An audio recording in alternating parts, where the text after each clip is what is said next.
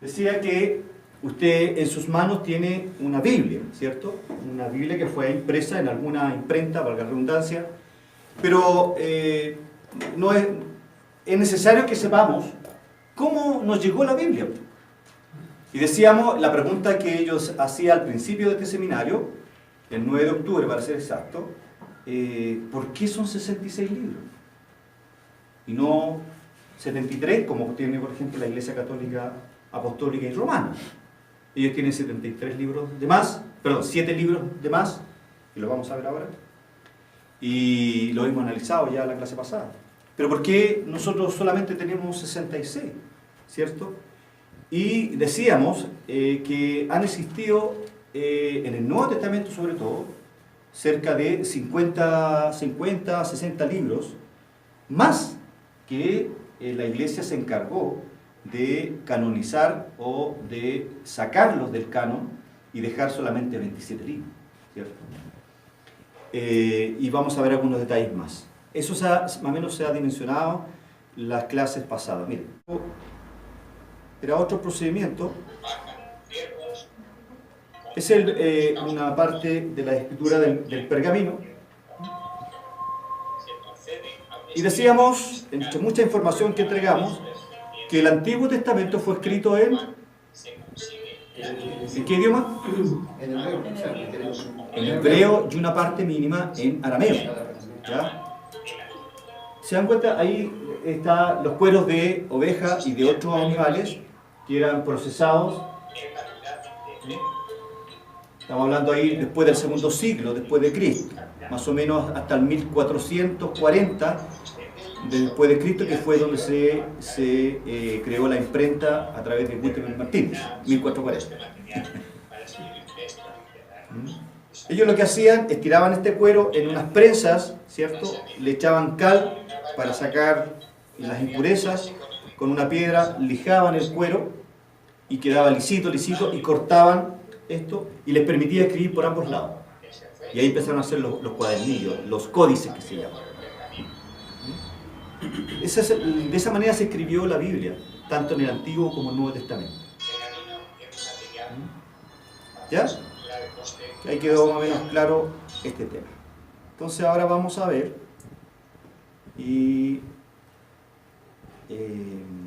igual hay como una cierta duda si Dios cuando Moisés, pongámosle, le dio la pauta para que escribieran en piedra como que no se he visto escrituras así, ¿no?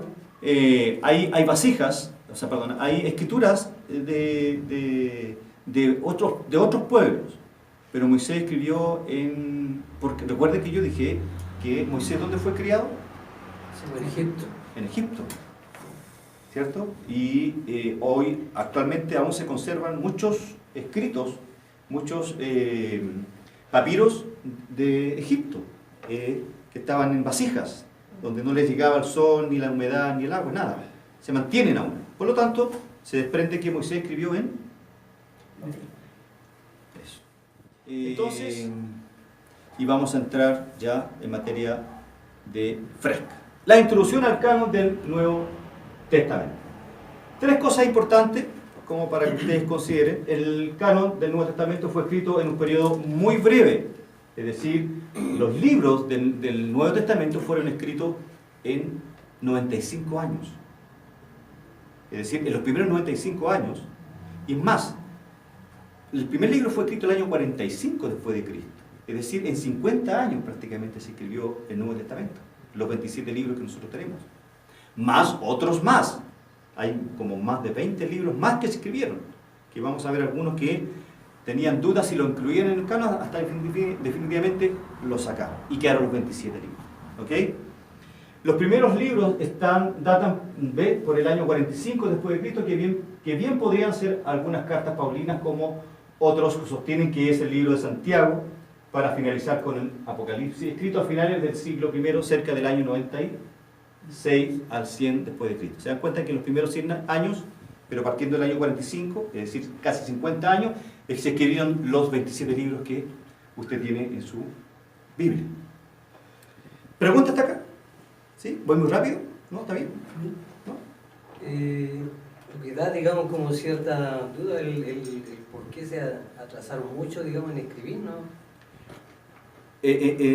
¿Por qué se demoraron en canonizarlo? ¿No? No, en escribirlo, porque, pongámosle, si caminaron con Jesús, que él tuvo su peregrinaje. ¿Por qué? Por la necesidad de la Gran Comisión. Y la Gran Comisión era extender el Evangelio de Cristo a todas las naciones.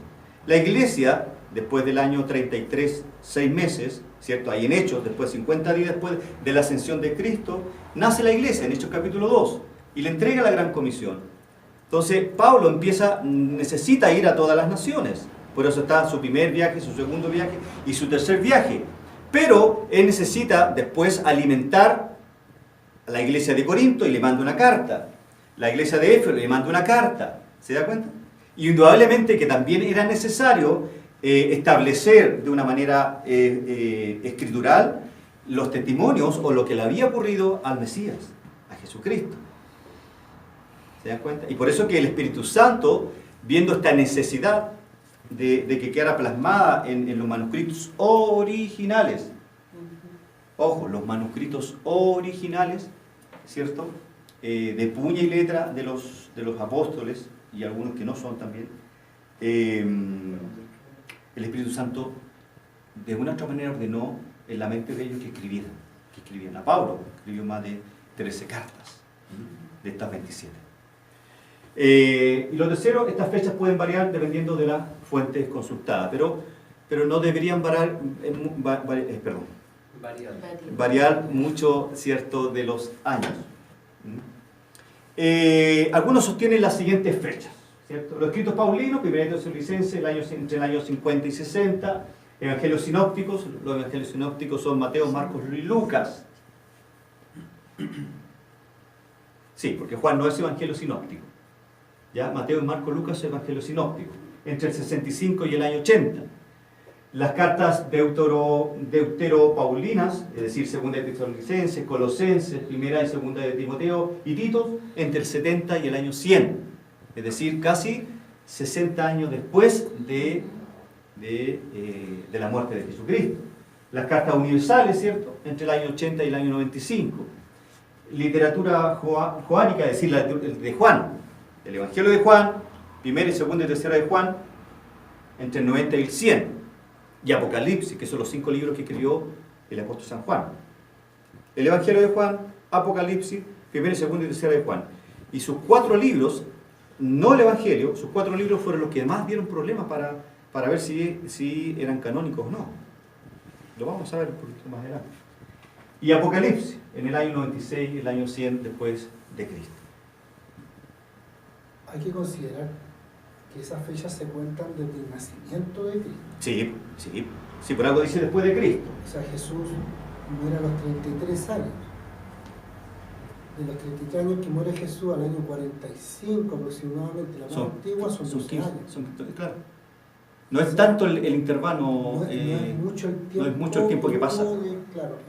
La iglesia sintió, gracias Pastor, la iglesia sintió la necesidad de escribir, de plasmar, ¿cierto?, en los pergaminos y los papiros lo que le había sucedido a Jesucristo, al Mesías, y que el mundo conociera esto, porque ellos tenían una carga espiritual que era la Gran Comisión, dar a conocer el Evangelio. Por eso se empezaron a escribir. La iglesia cristiana, es decir, los católicos, protestantes y ortodoxos, o neo-ortodoxos, como ustedes quieran llamarlo, no tienen divergencia de opiniones en la aceptación del canon del Nuevo Testamento, y todos concuerdan que son 27 libros que se dividen temáticamente de la siguiente forma. Tenemos los evangelios de Mateo a Juan, Mateo, Marcos, Lucas y Juan, la historia, que es el libro de los Hechos. Si nosotros conocemos la historia de la iglesia, tenemos que irnos al libro de Hechos. Ahí está la conversión de Pablo, capítulo 9, capítulo 16, ¿cierto? Está la conversión de la hermana Fedes, las cartas paulinas, de Romanos a Filemón, que son 13 libros, las cartas generales de Hebreos a Judá, las cartas generales, ¿cierto? Aquí está Hebreos, que muchos eruditos dicen que fue escrita por Pablo, por el estilo de literatura, pero no hay consenso en que fue escrita por Pablo. Por eso es que Hebreo costó que fuera incorporada en el canon del Nuevo Testamento. Fue uno de los libros más difíciles de que se incorporara, porque no tenía el autor. Pero los eruditos, San Jerónimo, San Gregorio, decían, no, fue Pablo, en sus libros. Fue Pablo. Pero no había un consenso definitivo de que Hebreo haya sido escrito por el apóstol San Pablo. Judas, lo mismo. ¿Qué Judas? Primera, segunda y tercera de Juan no aportan nada, perdón, sí aportan, pero la iglesia decía, ¿en qué nos aporta? Si una carta de un capítulo. Pues entonces era media rara el tema.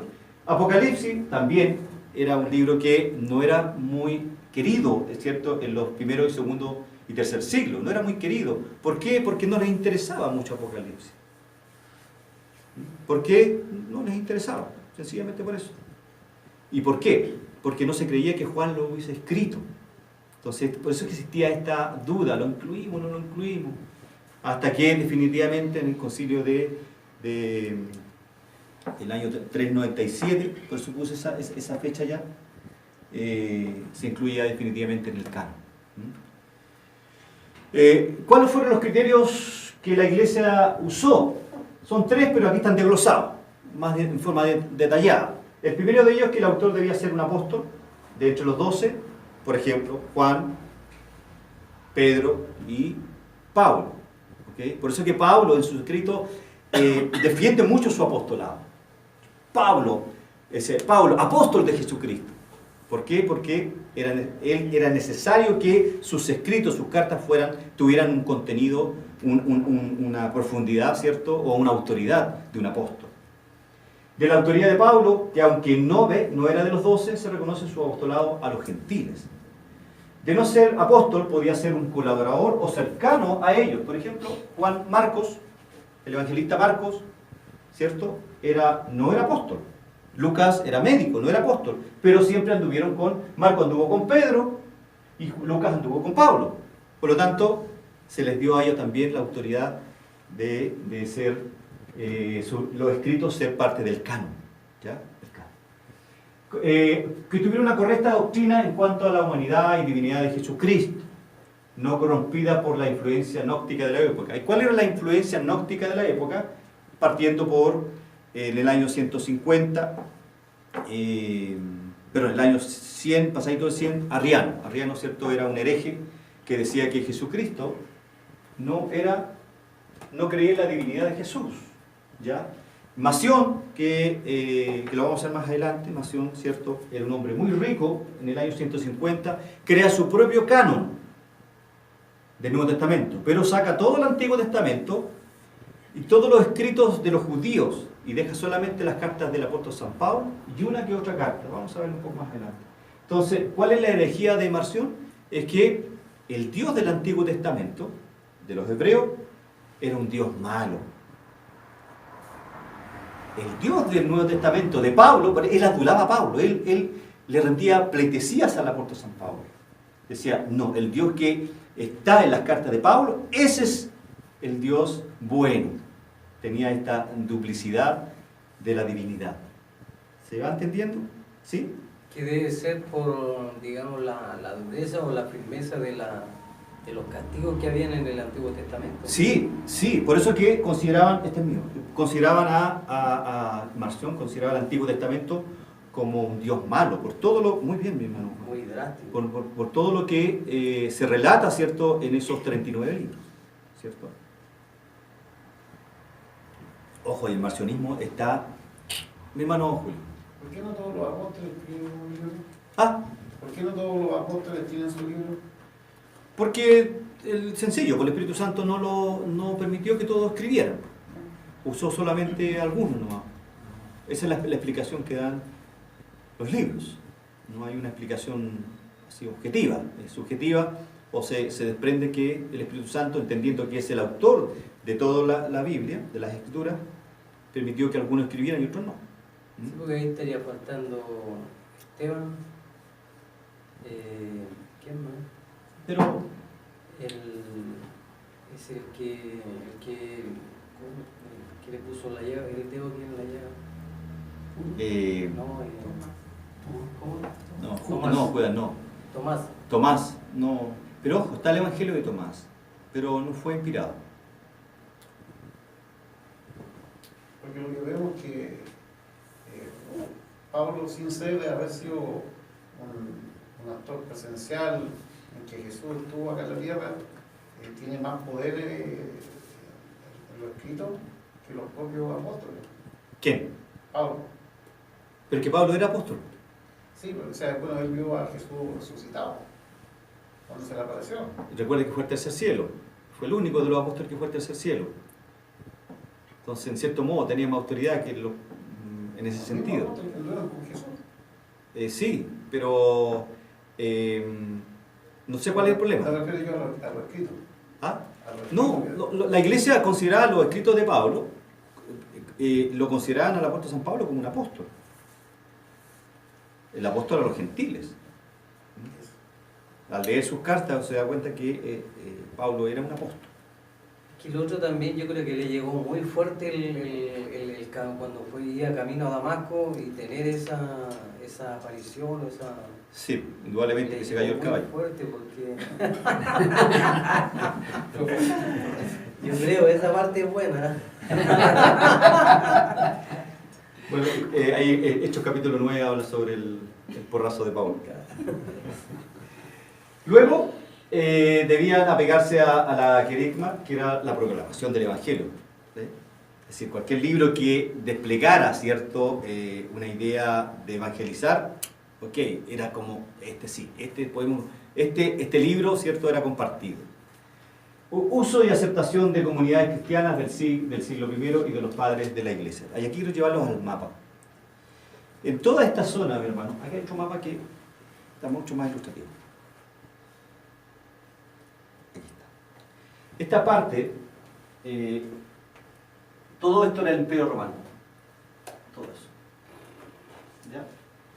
Y la iglesia del segundo siglo están contempladas aquí, en este color. Aquí estaban las iglesias. ¿Se dan cuenta? Ahí estaban las iglesias. Y también en parte de África. ¿Por qué les mostré este mapa? Porque los escritos de Pablo y los escritores del Nuevo Testamento y gran parte y la Biblia del Antiguo Testamento que estaba, recuerden, estaba ¿fue escrita en? ¿Sí? Arameo y hebreo. En hebreo, pero recuerde que se usaba la...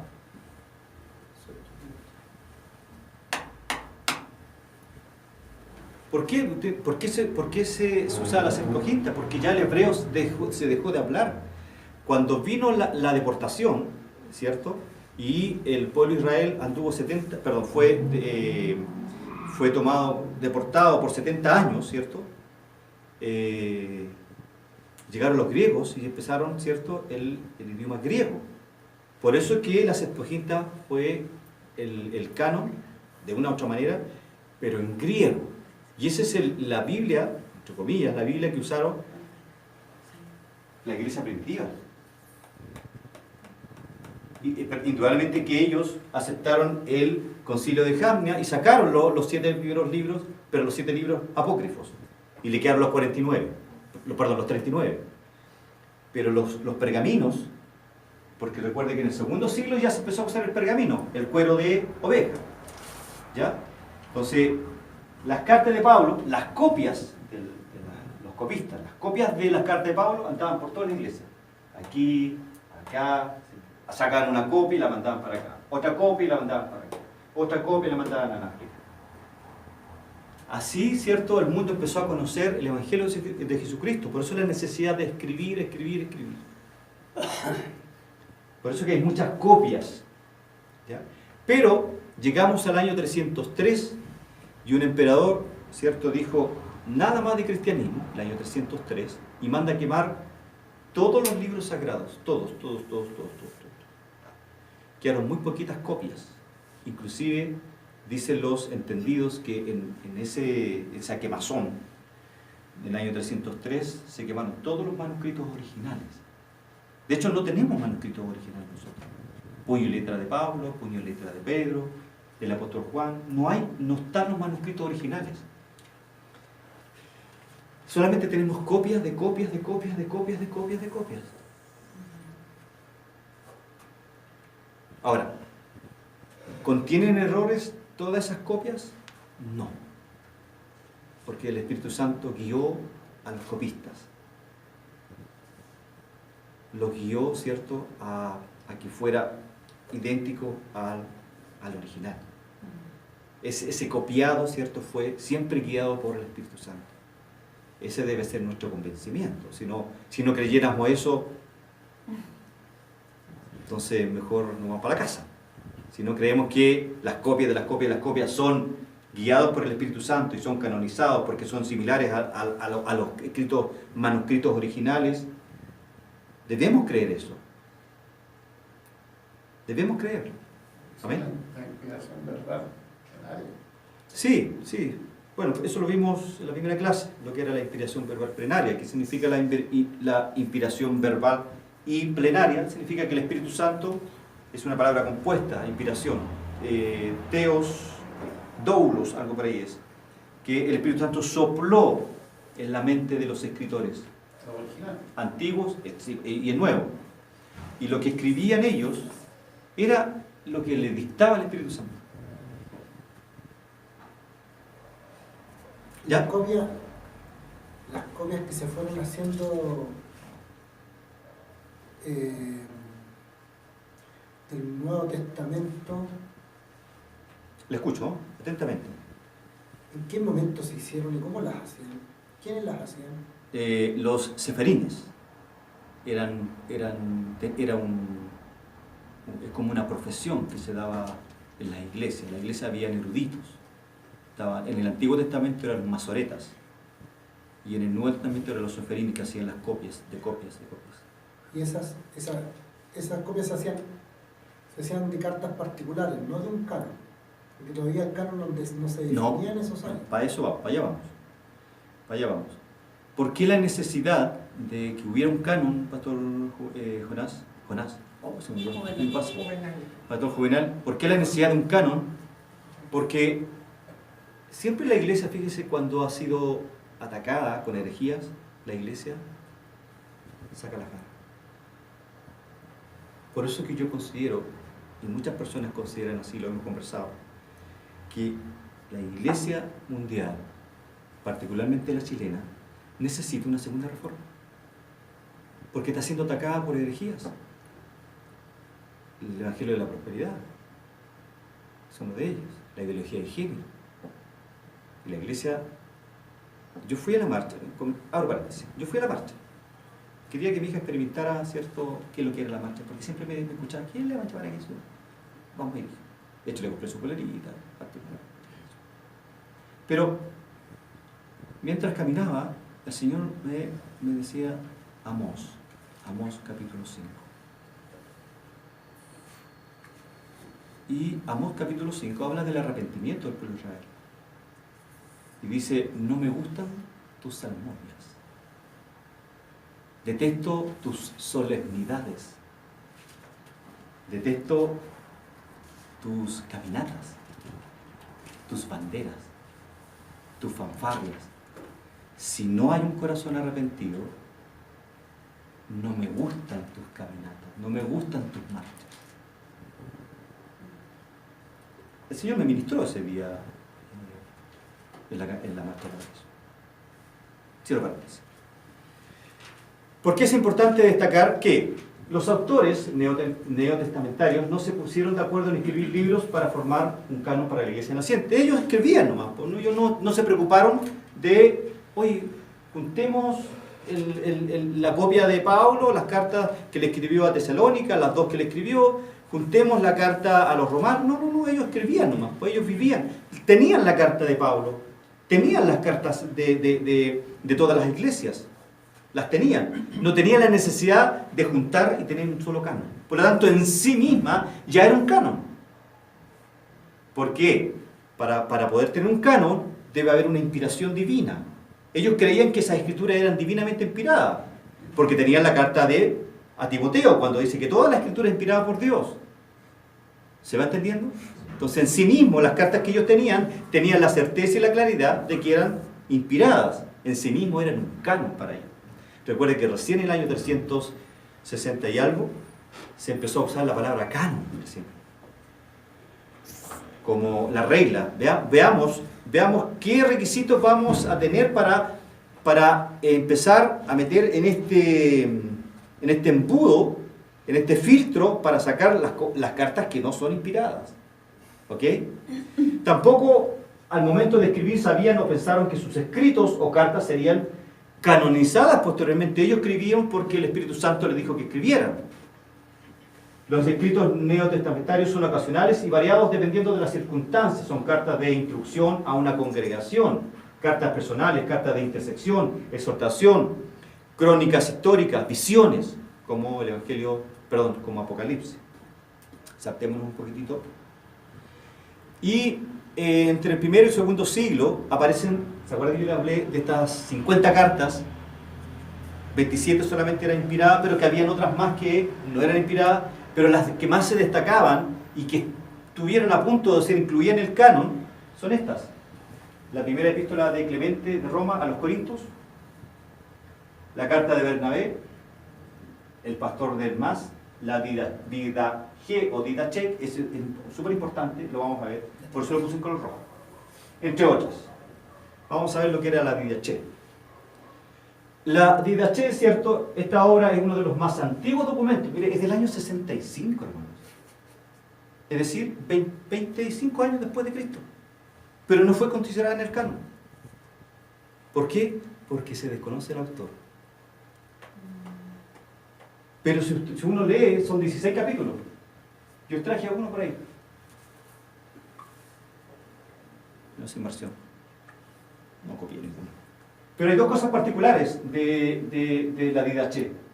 Son las instrucciones del Señor a los gentiles, instrucciones a los apóstoles, es el otro nombre que recibe, y el otro nombre que recibe las instrucciones del Señor a los gentiles por medio de los 12 apóstoles. Entonces, la Didache, se habla mucho de esta carta, pero lamentablemente no tiene autor. No dice yo, Bernabé, Pablo la escribí, o yo, Pablo la escribí. Si del año 65, está a la par con las cartas de Pablo. Pero ¿y el contenido no es así como...? No, porque recuerde, por eso es que fue necesario de establecer 3 reglas fundamentales en el canon. Si no podían cumplir 2 solamente, tenían que ser las 3. Fueron muy rigurosos en la elección del canon. ¿Ok? Y si no tiene autor, no podían establecer si había sido un apóstol o alguien cercano a un apóstol. ¿Se entiende? ¿Sí? La Didache, ¿cierto? Se estima que fue escrita en el año 65 y 80. No conociéndose el nombre de su autor, diversos autores creen que con mucha probabilidad fue escrita en Siria. Se creía primero que el autor era el pastor de Hermas y otros vinculan a Tasiano, que fue un padre de la iglesia primitiva, pero no vemos a ningún apóstol ahí escribiendo la Didache o la Didache. Algunas características: contiene 16 capítulos que se dividen claramente en 3 partes. La primera ofrece una serie de instrucciones morales y abarca los 6 primeros capítulos. La segunda, el capítulo 7 al 10, ya, que contiene instrucciones litúrgicas. Fue tan importante la Didache que la iglesia primitiva basaba sus litúrgicas, ¿cierto?, la forma de hacer sus cultos en la Didache. ¿Había instrucciones de los bautismos también allá? Sí, muy bien, sí. Pero no fue canonizada. ¿Por qué? Porque no cumplía los 3 requisitos. ¿Cuáles son los 3 requisitos? Que fuera escrita por un apóstol o alguien cercano a un apóstol. Segundo requisito, Inspirada. Que fuera inspirada. Dirigida No. por el Espíritu Santo. no, que fuera usada por las iglesias que yo les mostré delante, Que no contradiga doctrina. y que tuviera una sola doctrina. Reúne las 2 primeras, las 2 segundas, que era usada por las iglesias y contenía doctrina, pero no está el autor, por eso la dejaron afuera. ¿Se dan cuenta? De todas maneras, todas esas cartas, todos esos libros que está nombrando ahí son son materias de estudio de la, Sí, indudablemente. de la patrología. Sí, el que le gusta esto puede leerlo, igual que Primera y Segunda Macabeo. Yo lo recomiendo porque se describe lo que sucedió en esos 400 años y podemos saber perfectamente el silencio que Dios guarda de otra manera. Y ¿Esos libros están en lo que te manda? sí, ¿Sí? yo voy a mandar el Evangelio, la carta de la DH. La voy a mandar. Y esto lo mando también, así que usted en casita puede leerlo tranquilamente. Yo trato de explicar lo que más puedo para que sea atractivo para usted y en su casa, ¿cierto? Este material lleva una semana construyéndolo. Así que está con estas 60 láminas que hay aquí, es el trabajo de una semana. Son como 3 o 4 libros, hay como 10 o 15 PDFs que busqué y voy lo llevo, lo encuentro interesante. Entonces lo pego. Así que es una condensación de estos 15 o 20 libros que formé para eso. Entonces, ¿quién fue Marción? Recuerden que yo les explicaba que en el año 150 aparece este caballero de nombre Marción, que es la única foto que encontré en internet, no hay otra. Este hombre nació en el año 85, en Sinope, que es un puerto, ¿cierto?, que está ahí en el Mar Negro, en Asia Menor.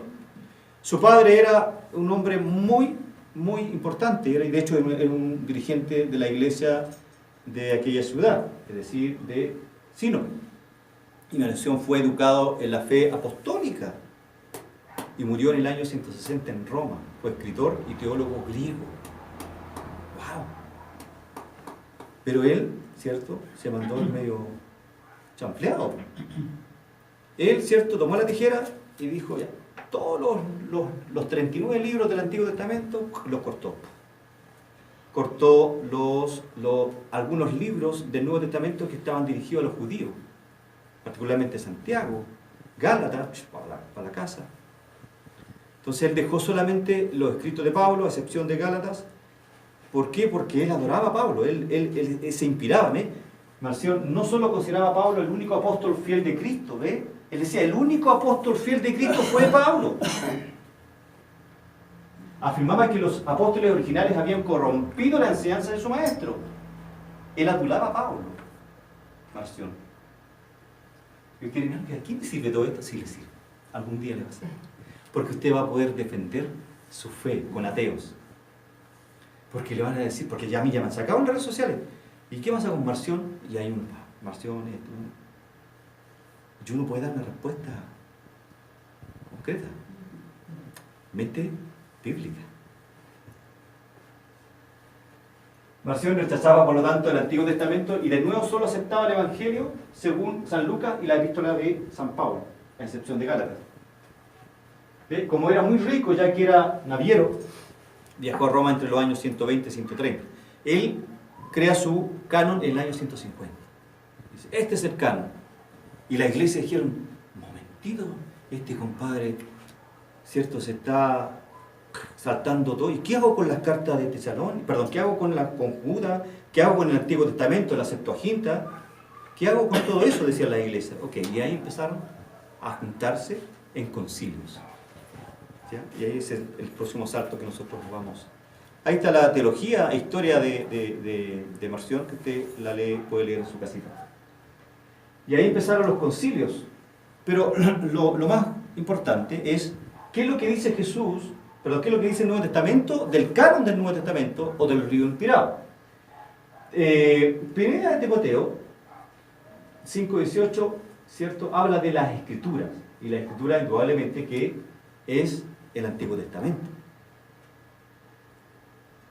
La Escritura guarda relación con esta división del Antiguo Testamento.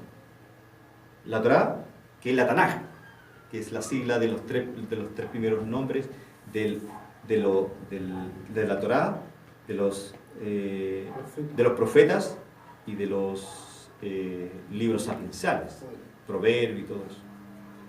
Entonces saca la primera sigla y se crea y se forma la palabra Tanaj, que era un acróstico. Entonces, eso se le llama la Escritura. Y ya los propios apóstoles dan categoría de Escritura a dichos textos en lugar como primera de Timoteo 5:18. Si lo podemos leer, aquí lo pueden. No, si lo encuentro. Primera de Timoteo, capítulo 5, versículo 18.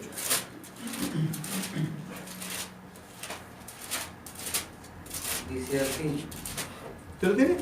¿Sí? Dígalo, por favor, en voz alta.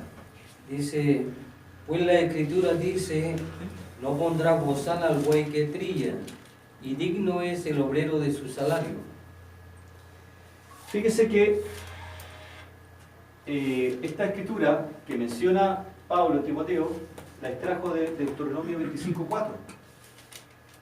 Y ya Pablo le da la categoría de escritura a sus escritos, y también le da autoridad al Antiguo Testamento, porque lo llama las Escrituras. Es un libro, es un pasaje paralelo. Si usted en su Biblia puede ver el pasaje paralelo de Timoteo 5:18, va a llegar a Deuteronomio 25:4. También en 2 de Pedro 3:15 y 16, donde el apóstol Pedro nos dice de las cartas, se refiere a las cartas del apóstol San Pablo. Y San Pedro dice, y tened entendido que la paciencia de nuestro Señor es para salvación, como también nuestro amado hermano Pablo, según la sabiduría que le ha sido dada, os ha escrito casi en todas sus epístolas. ¿Se da cuenta? En todas sus epístolas. Aquí Pedro está defendiendo la epístola de Pablo, hablando en ellas de estas cosas, entre las cuales hay algunas difíciles de entender, dice el apóstol San Pedro, las cuales los indoctos o inconstantes tuercen, como también las otras escrituras. ¿Qué otras escrituras? El Antiguo Testamento. En 2 de Pedro 3, versículos 15 y 16. Para su propia perdición. ¿Qué quiero decir con esto? Con estos pasajes. De que las mismas escrituras del Nuevo Testamento avalan el Nuevo Testamento y con mayor autoridad el Antiguo Testamento. Porque cuando las cartas de Pablo, las cartas de Pedro, se refieren a la Escritura, cuando los Evangelios, cuando Jesús habla de las Escrituras, esa palabra Escritura se está refiriendo a los escritos, a los 39 libros del Antiguo Testamento. ¿Se entiende? Cuando ustedes lean en su Nuevo Testamento la palabra Escritura, el autor se está refiriendo al Antiguo Testamento. De ahí que, 2 de Timoteo 3:16, cuando dice que todo el Antiguo Testamento es útil. Igual Jesús, digamos, recalcó harto igual en el Antiguo Testamento. Exactamente. Si lo vimos la semana pasada. Exactamente. ¿Oíste que fue dicho? Exactamente. Sí. El Nuevo Testamento cita más de 600 a 700 veces, cita pasajes del Antiguo Testamento. Como este, por ejemplo, cuando Pablo toca Deuteronomio 25:4. Los toca.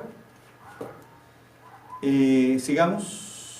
Notas importantes. Es necesario, hermano, decir que no todos los textos que hoy tomamos como inspirados fueron aceptados inmediatamente por diversas iglesias.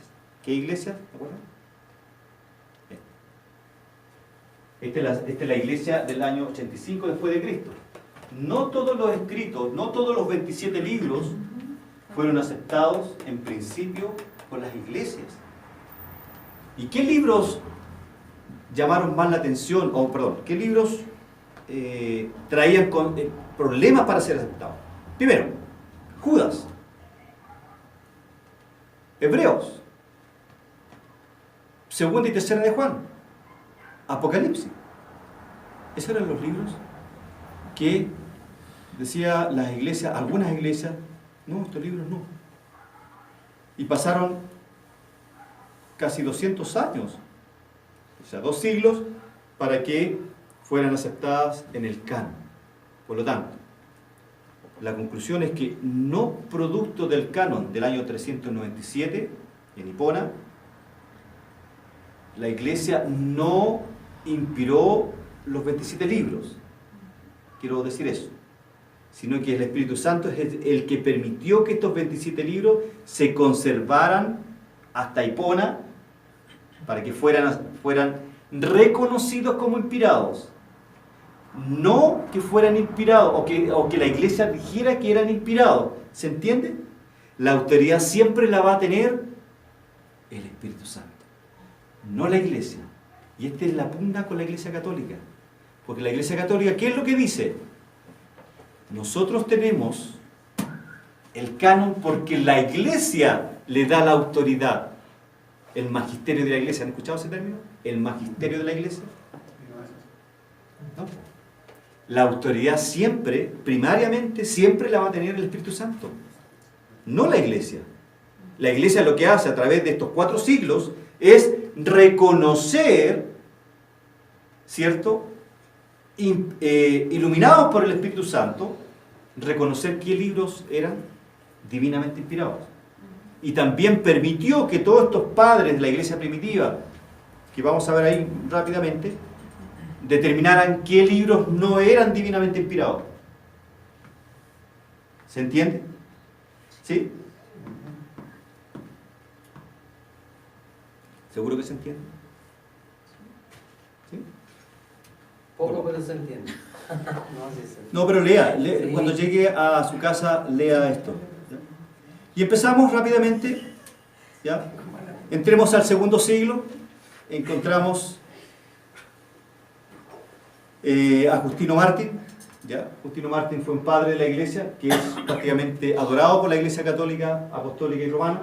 Él, ¿cierto?, ya empieza a decir que estas cartas, Romanos, Primera de Corintios, Gálatas, Efesios, Colosenses, Segunda de Tesalonicenses, y posibles alusiones a Filipenses, Tito y Primera de Tito, empieza como ya a filtrar los libros que hoy día tenemos en nuestra Biblia. Él escribió un libro muy bueno que se llama Las Memorias de los Apóstoles, ¿cierto? Que los cristianos de aquel entonces, del año 145, llamaban los Evangelios. Él se refiere mucho a los 4 Evangelios, le da autoridad entre comillas, porque la autoridad siempre la ha tenido el Espíritu Santo. ¿Ok? Además se refiere a un relato de una fuente no identificada del bautismo de Jesús. Es ahí como que Justino Mártir sufrió un lapsus. Porque en el fondo él habla de otro evangelio sinóptico, que Jesús eventualmente no fue bautizado en el Jordán, dice Justino Mártir. ¿Ya? Pero lo puse a modo de cultura. ¿Ya? Después entramos en Clemente de Alejandría, el siglo II, entre el año 211 y 216. Hizo uso de un canon abierto, parecía prácticamente despreocupado por la canonicidad. Para él la inspiración era lo que importaba, ninguna otra cosa más. ¿Se dan cuenta? Y ahí, ¿cierto?, empiezan a aparecer Bernabé, la Didaché, ¿se acuerdan? La Didaché, ¿ya lo vimos ya? El Apocalipsis de Pedro, el Pastor, el Evangelio según los hebreos, no hebreos, el Evangelio según los hebreos. También utilizó el Evangelio de los egipcios, la predicación de Pedro, es decir, Clemente de Alejandría, ¿cierto? Empieza a utilizar los evangelios apócrifos. ¿Ya? Luego tenemos a Tasiano Ciro, ¿ya? Reconoce 1 Corintios como ya una carta ya canonizada, inspirada, Romanos, Hebreos y Titos y Apocalipsis. ¿Ya? Ahí podemos ver más, en su casita pueden ver, él escribió este libro, el Encratismo. ¿Ya? Es una herejía cristiana, surgía a mitad del siglo II, aunque sus orígenes pueden remontarse a los tiempos apostólicos. Según su existencia, ¿cierto?, se prolongó hasta fines del siglo IV. ¿Ya? Eso era el encratismo. Hermano Alejandro, ¿por qué se habla tanto de Alejandría cuando se habla un poco de historia? Bueno, Alejandría era la iglesia. No, es que ahí estaban las iglesias que estaban cerca de Egipto. Alejandría tiene un papel fundamental, ¿cierto?, ahí en África. Por eso. De hecho, acá ustedes mencionaron a este señor, Alejandría, y los estudios anteriores también venían todos de... Alejandría tiene que ver con Egipto, ahí cerca de Egipto está Alejandría. ¿Ya? Ireneo de León, conocido como San Ireneo, fue obispo de la ciudad de Lyon desde el año 189. considerado como el más importante adversario del agnosticismo. El agnosticismo, ¿han escuchado hablar de esa palabra agnóstico? Agnóstico. Es el espíritu es bueno, la materia es mala. Por eso es que el agnosticismo tomó mucha fuerza en el primer siglo, y diciendo que Jesucristo era sencillamente un ser cualquiera. Por eso es que a Arriano, ¿cierto?, se le consideraba un hereje agnóstico, porque decía que Jesucristo no era Dios, porque no podía él entender que en una materia que era mala podía existir un espíritu bueno. Imposible, decía.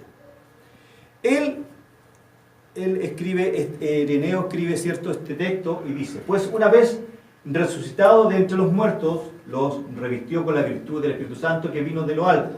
Sigamos más adelante. Dice: tenía todos y cada uno el Evangelio de Dios. Mateo, que predicó a los hebreos, ya está dándole autoridad a Mateo en su propia lengua. También puso por escrito el Evangelio que estos murieron. Marcos empieza ya a nombrar a los escritores del primer siglo, discípulo e intérprete de Pedro. También nos transmitió por escrito la predicación de Pedro. Igualmente Lucas, seguidor de Pablo. ¿Se dan cuenta? Que ya Ireneo empieza a darle autoridad a los amigos en el fondo de Pablo y de Pedro. Por eso que se fueron aceptando las cartas del Evangelio de Marcos, que no era apóstol. ¿Se entiende, cierto? ¿Sí? ¿Sí? Por eso muchos han sido amigos. ¿Ah? Amigos o acompañantes. Eran acompañantes, eran como su escudero, por decirlo de una manera, para que entiendan. Pero y eso, pongámosle el escándalo mismo, digamos, ya de producir milagros, de producir sanidad, de producir, pongámosle, la multiplicación de los panes y los peces. Escritores seculares, pongámosle, como Josefo, no escribirían algo así como para decir. Ya, yo se va a dar su pregunta. Mira, hay dos posiciones en la iglesia actualmente. Ya. Está los continuistas y los sensacionalistas. No sensacionalistas, los que creen que se cesaron los milagros. ¿Ya? Ya. Si usted se fija, si usted lee desde el primer siglo en adelante, ya no hubieron milagros. No hay en ningún escrito que diga fue Ireneos e hizo milagros, resucitó a alguien, sanó a alguien.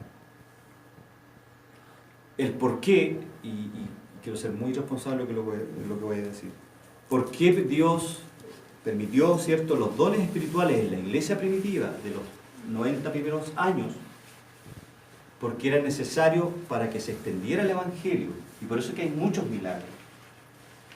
¿Se entiende? Yo particularmente soy continuista. Yo creo que Dios sigue haciendo milagros, pero ya no en alguien que tenga el don de sanidad. ¿Me explico? Porque si alguien me dice que tiene el don de sanidad, yo lo tomo de la mano y lo llevo a San Juan de Dios. Por eso no creo en estos chantas de, por ejemplo, Pastor Benijín.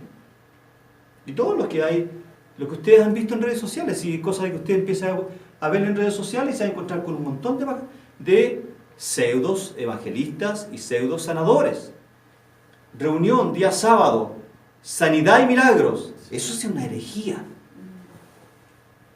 Y estamos llenos de eso. Por eso necesitamos una mente bíblica para discernir. ¿Se acuerda que hablaba yo ayer del domingo? Debemos discernir. Pero ¿cómo podemos discernir? Teniendo una mente bíblica, conocimiento, cultivando nuestra mente. Y esto es lo que estamos haciendo ahora, cultivando nuestra mente.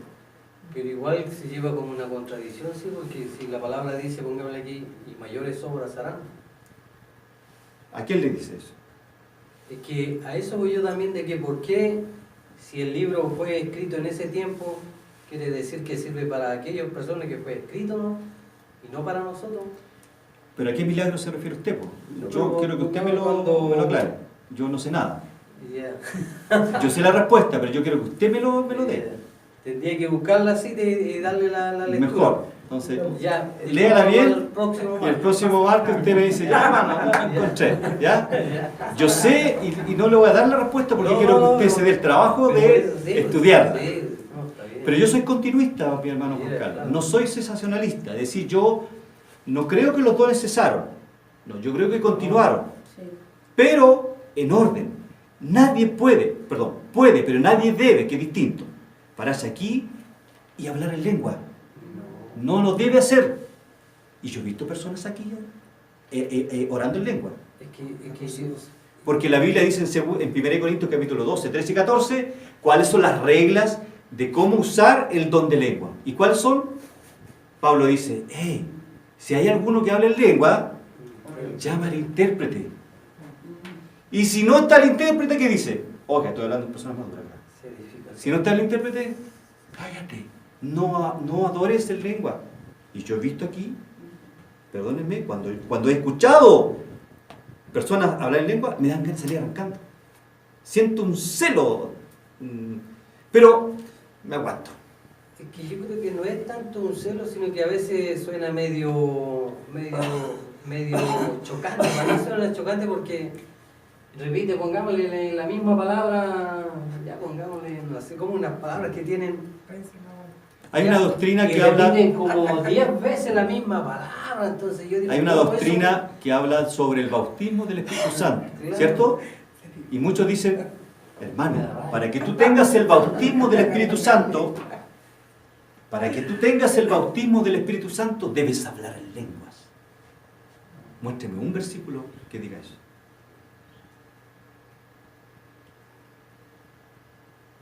Muéstreme un versículo. Y yo me pongo a hablar en lengua. Para poder ser bautizado en el Espíritu Santo. No. Es una herejía. Que yo creo que también nosotros a veces nos dejamos influir porque veíamos mucha tele igual. En serio. Sí, porque a veces vemos todos estos cantantes cristianos que empiezan ahí a levantar la mano y dice, cierra tus ojos y vas a ver la gloria de Dios. ¿Por qué pasa eso? Y a veces uno ni ora, ni ayuna, ni lee la palabra y quiere ver todo medio platacho. ¿Usted vino el domingo? No, fallé. ¿Qué hablábamos el domingo? Yo creo que esto se De la debe sola escritura. a la No, fe. hablábamos de la mente bíblica, de discernir lo que Sí, usted precisamente está correcto. diciendo. Porque Dios actúa según mi fe.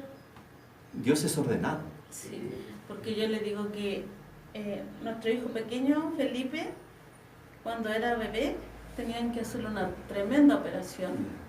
Estaba todo listo y él no iba a la iglesia. Entonces yo le digo a él, ¿tú crees en Dios? Sí, me dijo. Bueno, le dije yo, arrodíllate y ora y pídele a Dios que sane a tu hijo. Y tu hijo no va a entrar al pabellón. Y él lo hizo. Cuando llegamos al cirujano, nos dijo así textual: les tengo buenas noticias para ustedes, pero malas para mí. Porque el Señor había sanado a Felipe. De un día para otro. Entonces yo creo que esto de yo tengo el don, o sea... Miren, vimos acá, estamos estudiando el libro de Romanos, y hablamos un poquito de la soteriología, del llamamiento. El llamamiento tiene dos implicancias: un llamamiento externo y un llamamiento interno. El llamamiento externo, cuando Dios quiere llamar a una persona, es a través de la predicación del Evangelio. Ese es el llamamiento externo. Pero el llamamiento interno es a través de situaciones que ocurren alrededor de la vida de su esposa. Y Dios indudablemente que usó el milagro, ¿ya? Sí. No el don. Dios hizo un milagro, ¿para qué? Para que internamente en el corazón lo llamara a Él. Correcto. Se aplica el llamamiento interno y el llamamiento externo. Se aplica perfectamente. Pero no es que tengamos el don de sanidad. Porque si alguien me dice, tengo el don de sanidad, vamos al San Juan de Dios. Vamos a la campaña al tiro. Y yo pongo la ofrenda. No, yo me hago evangelista al tiro. Bueno, está muy rico el paréntesis que estamos haciendo. Yo creo que es bueno hacerlo. Y si tienen dudas de otras cosas, por favor, háganlas. Que para eso son las instancias acá de estudio. Yo trato de ser lo más académico posible, pero siempre hago paréntesis. ¿Ya? De hecho, oren al Señor, por favor, porque mañana tengo una muy importante reunión a la 1 de la tarde con un director de un instituto bíblico que está a nivel nacional, no es el IBN. Y yo le voy a hablar, bueno, de partida quiere que haga clase con él, que es otro instituto, no es el que me invitaron ahí a Independencia. Quiere trabajar conmigo, pero yo voy a usar la astucia, no es la palabra correcta, pero la gracia del Señor. Veníamos viviendo entre Adán y Eva. La gracia del Señor, ¿para qué? Para que Él, para meter a Cerrillo, porque son institutos no itinerantes, sino que Él instaura un instituto en diferentes ciudades y tiene institutos o sedes en todo Chile. Entonces, ¿por qué no Cerrillo? Amén. ¿Por qué no Cerrillo? Y tendríamos nuestro instituto. Y usted, después de un año, tendría su titulito ahí, ¿cierto?, de estudios bíblicos. ¿Por qué no? ¿Es importante? No es importante. Recuerde, hermanos, que si tenemos la confianza en el Señor, cuando ya se levanten las murallas y se cree o lleguemos a construir lo que tanto quiere ver nuestro pastor, y van a llegar mucha gente y debemos estar preparados. Debemos estar preparados y sacar de nuestra mente, ¿cierto?, todos estos paradigmas que traemos o que nos enseñaron nuestros padres y que muy bien nos enseñaron, pero debemos filtrarlo a la luz de la Escritura. Hacer como los hermanos de Berea, ¿cierto?, que fueron más solícitos que los hermanos de Tesalónica, es decir, llegaron a la casa y empezaron a estudiar si lo que el apóstol San Pablo le había enseñado era lo correcto. Es lo que yo siempre hago o generalmente hago. Si lo que yo enseñé a usted le provocó algún conflicto de lo que usted cree, llega a su casita y dice: Alejandro me enseñó que para ser sapo tengo que tirarme de cabeza. No está en mi anales esto. Entonces llega a su casa y diga: no, pues hermano Alejandro, ve que aquí dice que la salvación por obra, perdón, que la salvación es por fe. ¿Se da cuenta? Estoy usando un ejemplo burdo, pero eso. ¿Cómo estamos en la hora? 5 para la 10 para las 10. Nos pasamos demasiado. Dejamos esta parte hasta acá. Amén. La verdad es que yo pensé que podía pasar todo esto, pero nos quedamos en el siglo II nomás. Pero quedan más partes para adelante, hermano. Si no, sí, estoy de acuerdo. Pero yo quería en tres partes, quería entusiasmarlo para que siguiéramos con Romanos, pero vamos a tener que el próximo martes seguir con el canon del Nuevo Testamento. Amén. Bien, lo que hago todos los martes es preguntar y pedir sus comentarios. Pacto con usted. ¿Preguntas hasta lo que hemos visto o algún comentario que quiera hacer? Interesante el Ya. curso, me parece que yo hacía mucho rato que no venía a estos cursos, pero es por el problema de costumbre. Sí. Ahora, como se dio el tiempo que vení vacaciones estos días, aproveché al máximo el tiempo Qué bueno, para- qué bueno. y agradecido porque se aprenden cosas que uno no. Así me interesa que me mande No se preocupe. porque ya los otros martes no hay. porque- Deme su número, yo lo No, si me llegan, y le envío. Ya. Ya. Me llegan, sí. Yo estoy en el Perfecto. WhatsApp de la El iglesia. grupo de la iglesia. Sí. Ya, perfecto. Sí. A ella no te llaman, ¿no? Pero los leen. Sí, Pero es que... cuando estoy en mi trabajo siempre lo leo. Bueno, qué Sí. bueno. Comentarios y preguntas, mi hermana. Comentario. Genial el aprender, el aprender por qué la fe.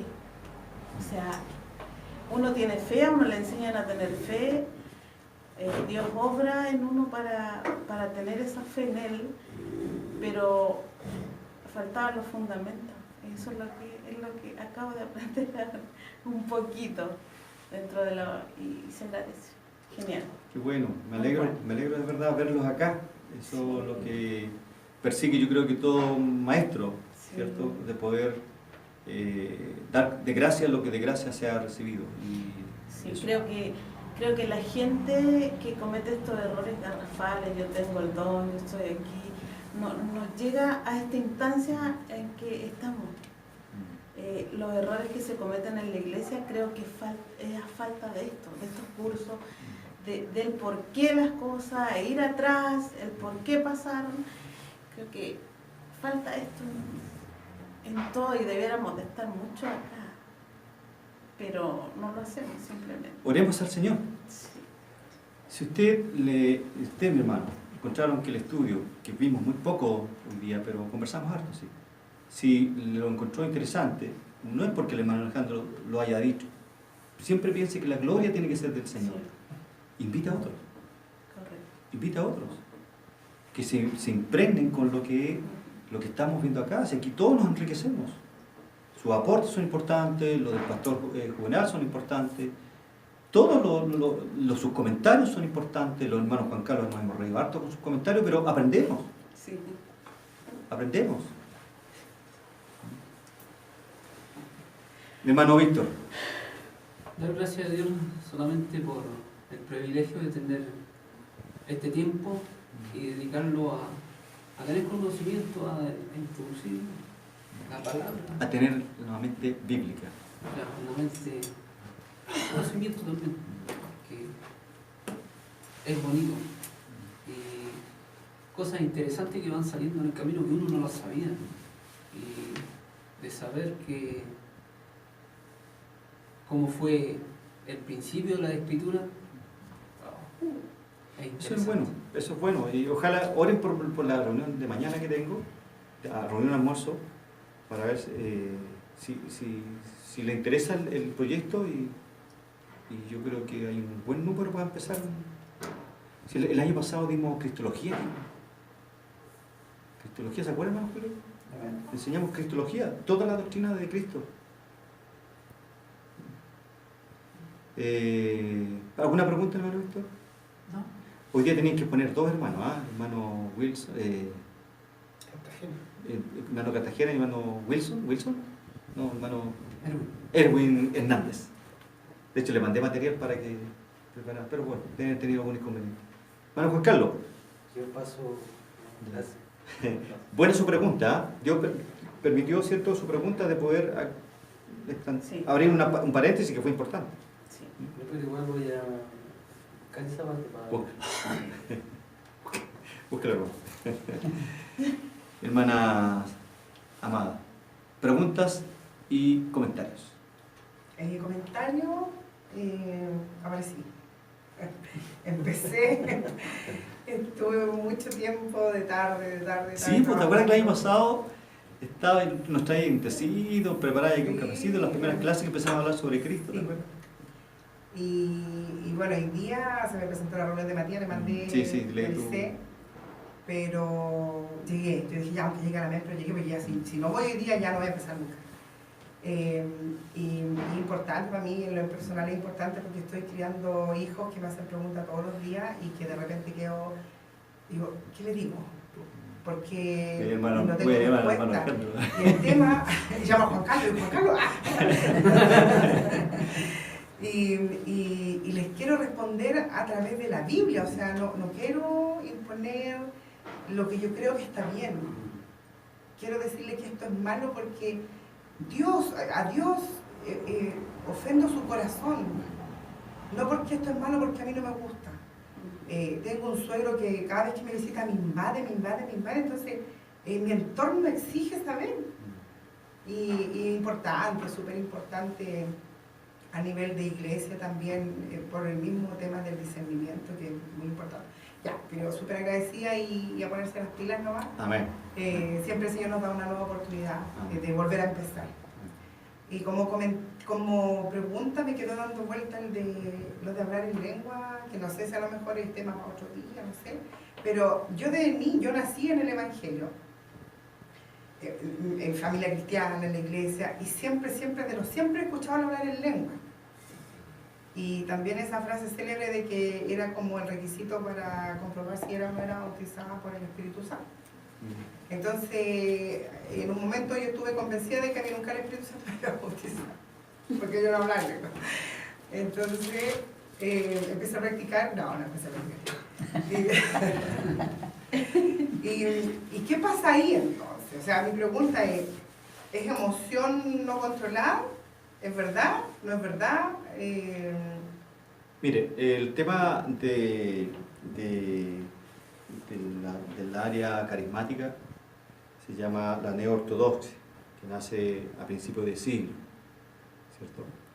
El tema de las lenguas nace nuevamente con la Biblia, y Ávila lo tienen como, perdonen para los que tienen a J.I. Ávila como un hombre usado por el Señor. Tal vez en su inicio, pero él establece prácticamente una teología del hablar en lengua que es antibíblica. Antibíblica.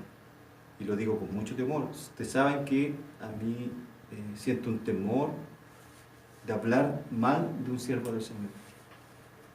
Pero sí tengo la obligación como maestro de decir que ese siervo, lo que dijo, no su persona, lo que él enseñó, no él, lo que él enseñó es una herejía. El bautismo del Espíritu Santo ocurre en el mismo momento que usted levanta su mano y acepta al Señor. Pablo dice en 1 Corintios, voy a extender un poquitito, en 1 Corintios capítulo 12, en el versículo 12 en adelante dice, voy a alejar porque lo traje en mi lente. Porque así como el cuerpo es uno y tiene muchos miembros, pero todos los miembros del cuerpo, siendo muchos, dice, son un solo cuerpo, así también Cristo. Porque por un solo espíritu fuimos todos bautizados en un cuerpo. ¿Se entiende? Lo voy a explicar aquí. Sean judíos o griegos, sean esclavos o libres, y a todos se nos dio a beber de un mismo espíritu. Este es el pasaje para yo demostrarle a usted que el bautismo del Espíritu Santo es cuando usted estaba en el mundo, estaba en un estado pecaminoso, estaba muerto en sus delitos y pecados, dice Efesios capítulo 2. El Espíritu Santo empezó a llamarlo con la palabra y de manera interna, lo que le sucedió a usted, por ejemplo, ¿cierto? Hasta que usted llega al conocimiento de Dios, y no es que usted haya tenido la habilidad espiritual de escoger a Dios, sino que Dios usó situaciones y su corazón, ¿cierto?, fue cambiado de piedra a carne, y usted en ese segundo, esa milésima de segundo, usted corre a los brazos de la cruz. Usted reconoce, se arrepiente, porque primero tiene que arrepentirse, se arrepiente de todos sus pecados, y el Espíritu Santo le da el don de fe. Todo eso ocurre en milésima de segundo. Y en ese momento el Espíritu Santo viene a morar en usted eternamente y usted es bautizado. El bautismo es una posición. Lo que ocurre después en la vida del creyente son llenuras del Espíritu Santo, que es distinto. A veces el Espíritu Santo que está en mi corazón, lo grafico solamente, está ahí entristecido, porque entristecemos al Espíritu Santo. Pablo dice que entristecemos al Espíritu Santo. ¿Y cómo lo entristecemos? Con nuestro pecado. Porque seguimos heredando esta condición depravada con la cual nacimos. Y por eso necesitamos tener una mente bíblica para discernir si lo que yo estoy haciendo, diciendo, viendo, leyendo, escuchando, glorifica a Dios. ¿Se entiende? Pero el bautismo del Espíritu Santo es eso. Ahora, hay una corriente y que le dio mucho auge a J.I. Ávila, perdonen la instrucción que di, pero era necesario. J.I. Ávila dice que no, dice que el hablar en lengua, o sea, la evidencia del bautismo del Espíritu Santo, que no tiene de asevero bíblico, es hablar en lengua. Pero se olvida lo que dice el 1 Corintios 12, 13 y 14, donde da instrucciones de cómo hablar en lengua. Pablo dice que si a alguno se le ocurre hablar en lengua, pero si no hay un intérprete, dice calle, dice la congregación. No vaya a ser que venga uno que no conoce al Señor y diga, estos están locos. Pero si hay un intérprete, se para y dice, el Señor dice, bla, bla, bla, bla, bla. Ok, y ahí yo tendría que doblar mi rodilla y decir. ¿Y esa situación de hablar en lengua es una llenura del Espíritu Santo? No. ¿Es una manifestación de la...? ¿Qué es? Es un don, ¿Ya? es un don de Dios, es un regalo los dones son situaciones sobrenaturales que Dios entrega a sus hijos. Yo no tenía ninguna gracia para enseñar y Dios me entregó el don de la enseñanza, el ministerio de la enseñanza. Ya, sí. Y por eso le pido mucha gracia al Señor cada vez que me tengo que parar acá. Y que sea el Espíritu Santo quien me use para enseñar o para predicar. ¿Entiendes? El don de lengua, el Ya, don y lo de que se da discernimiento. hasta el día de hoy es porque no se sabe entregar. ¿El o don de lengua? representar el don de lengua. Es que el don de lengua es Posiblemente para emoción. comunicarse con usted, con Dios nada más. Salvo que hay un intérprete. O sea, porque se usa está- hasta el día de hoy por la moda de Gigi Ávila, por decirlo así. Ah, Nada más que eso. ya. Por eso es que le digo, con el respeto que me merece el pastor Gigi Ávila, si alguno lo tiene como por acá, empieza a bajarlo. Mejor exársela. Mm. Es que yo creo que ninguno de nosotros como cristianos deberíamos de tener a un pastor como así. Somos todos iguales, Dios nos mira a todos con los Exactamente, mismos ojos, sí. somos Sí, todos. porque ahí caemos Ahora, en la indudablemente idolatría, que ¿o no? Ahora uno que tiene... Lo que pasa es que solo tienen la unción de guiar a un pueblo los pastores. Y esto del don de lengua, igual, yo he visto iglesias que hay una persona que sí habla en lengua, pero tiene un traductor. O sea, llega el Intérprete. Señor, claro, un intérprete.